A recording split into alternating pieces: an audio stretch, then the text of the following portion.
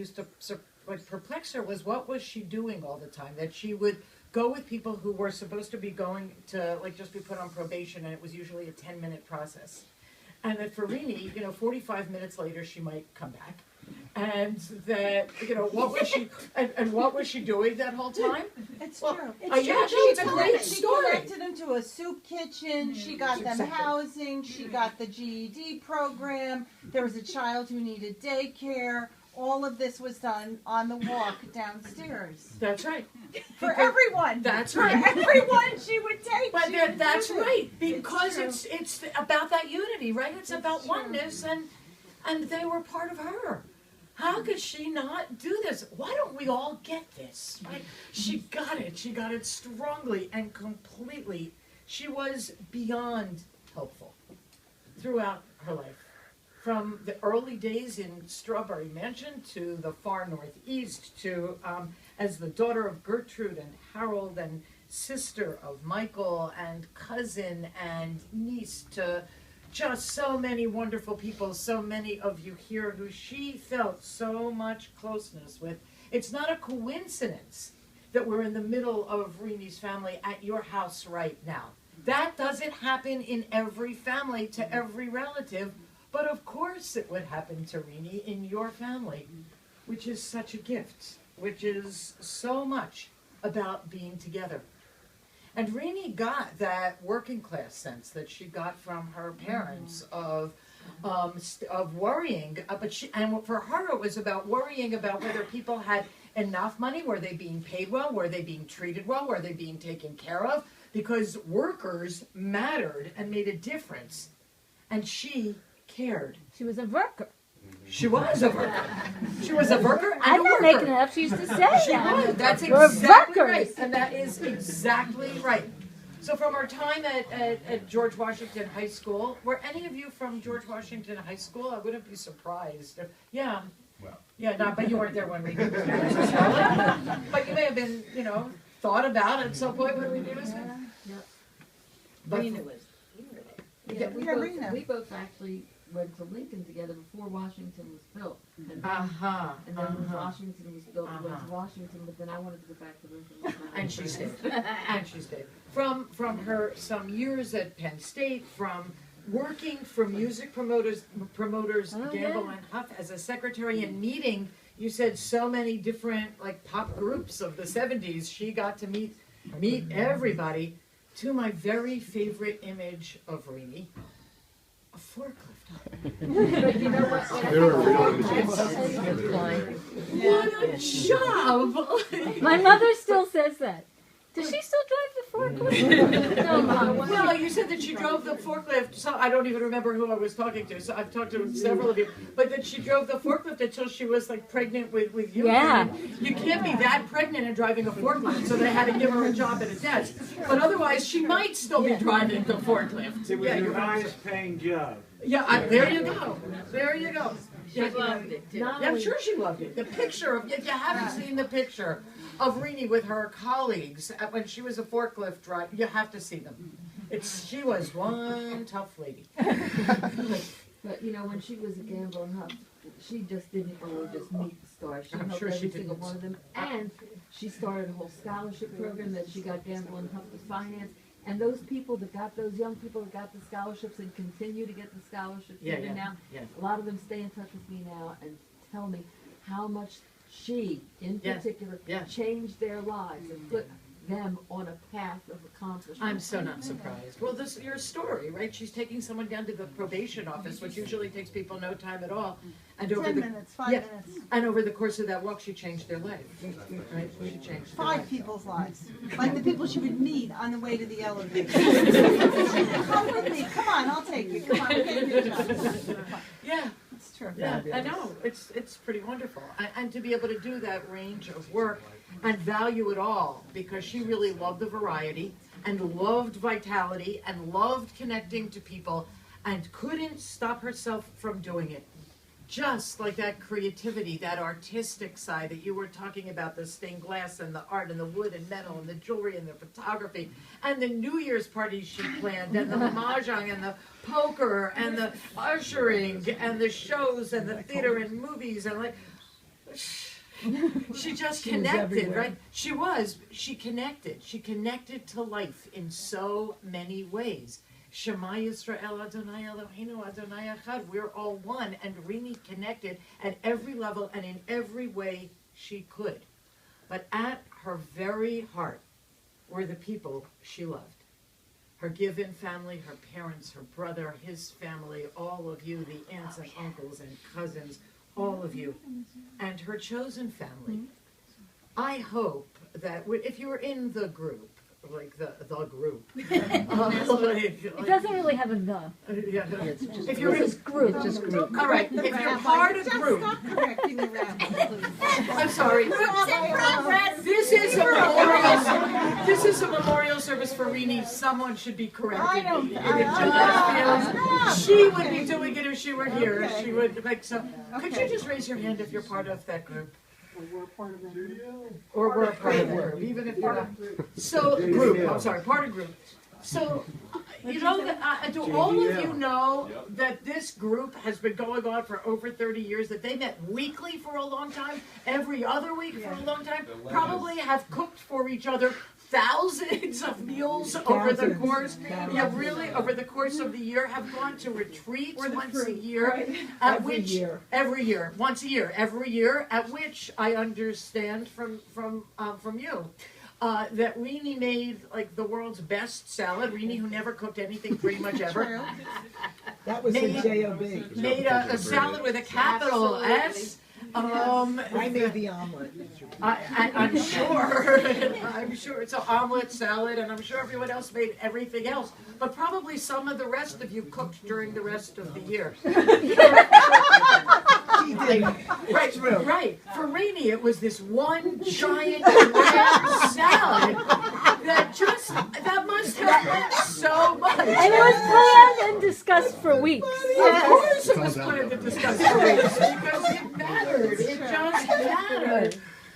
It was Huge, huge. huge. It was like a bathtub. Like what kind of onions do you want in the salad? What are we talking about? What kind of tomatoes? What exactly? Every little And then the discussion would end. I'll just bring it. I'll just bring it. I'll just Oh, bring it. yeah. I'll just top of the kitchen. You're getting ready for company and everything is all. It was perfect.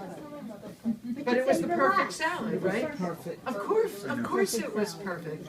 And it was perfect not because of the tomatoes or the onions or the veggies, it was perfect because of the love.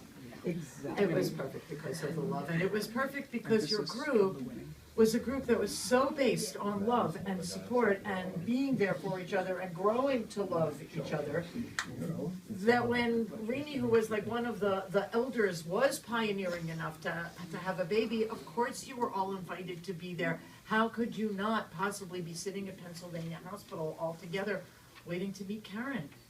Because she was certainly worth waiting. Absolutely. So of all the people who were there waiting for the baby, it was you, Joan, who got to be the coach. It was exciting. I think it was, and I think probably you were her BFF. I'm sorry, the rest of you. Absolutely. And what I've learned, not just from you, but from everyone else, everyone who called me, told me about your relationship with Rini. Okay. And what they know, it was all good. And even the parts that were challenging were all good, because what they described was kind of an old married couple, right, who just loved each other so deeply and were so much a part of each other's life that they could fight all the time and always knew they'd make up immediately. We vowed. Yeah, and it We was. vowed a vow. You vowed a vow and you kept that vow because there was absolutely no question about it. The love was too deep and too strong and too real. Thank you. So that your relationship and then Rini's relationship with you, Harrison, I mean, it's so special to be able to be not just a mother, but whatever her title was, a whatever to you. Yeah. Yeah, Arini to you, a mommy Verky to you. Like she just, of course, she just took on more and more children. And of course, at the center of Rini's life was you, Karen. You just Like, you know, when I said, so tell me about your mother, you were so unequivocal. You said she was amazing, that you completely loved her and felt loved by her. That all of your friends adored her. And it wasn't even all because she would lie to their parents if they needed her to. That might have been some of it, but she was just the best. And it's clear the way that she raised you. The wonderful story about how one of you who was babysitting for her was saying, you know, when you were little. With babysitting for you, and they were saying, let's play pretend, what shall we play? And you said, Cherry Hill Mall. let's play Cherry Hill Mall. Do you remember that? Do you remember playing Cherry Hill Mall? I told her the story. Yeah, sure. Because she knew how to raise a daughter. That's like Cherry Hill You Mall. know, the end results are what is so clear. That just what Jen was saying, she raised you to be an independent, self-sufficient, capable woman who's able to handle all details of life. Even if you learned how to handle some of those details in life because your mother didn't have a clue as well. But you got it. And she was raising you But you know, all of us who are parents can look at you and say, whatever your mom did, it worked. It worked. And she was always so proud of you. Every time I saw her and I asked your mom how she was, she would say, oh, I'm fine. And then she would tell me about you. And always. Always. It was always about you. You were the center. Always.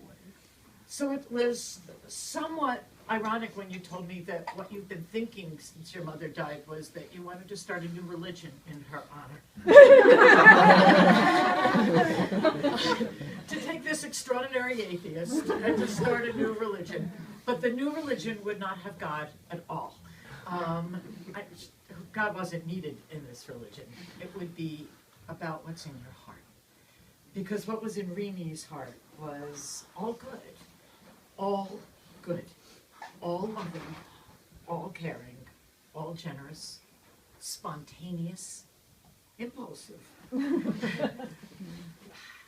if everyone in the world followed that religion, we would be in much better shape. You don't need God at the center of a religion, just a good heart. And in this religion, there might not be any dogma except that the default position in human relationships is trust. Is trust. Right. Absolutely. And might you sometimes be disappointed? Might it not work out? Yeah. Okay. But the default is always trust. Rini was the ultimate Gute Neshama. A truly good woman who went out of her way for everyone over and over again. And she was not a saint. Because while Rini was always ready to help everyone, she was not good at taking care of herself. And her health, that everyone who I talked to also said, oh, if she had only taken care of herself. But she couldn't. She had so much energy and so much love for everyone. And it was hard for her to care for her. Which brings us to today, sadly, too soon. And brings us to this moment that's a shock, a loss, but also beautiful. Because the life that we're remembering was a life that was extraordinarily beautiful, start to finish. And while she did not take good enough care of herself, someone else on one of the phone calls today said to me, you know, I think she died the way she would have wanted to die. Quickly, without being, what, in a nursing home for years? Right. Who could imagine it? It wouldn't have worked. It wouldn't have worked. She would have been running the nursing home.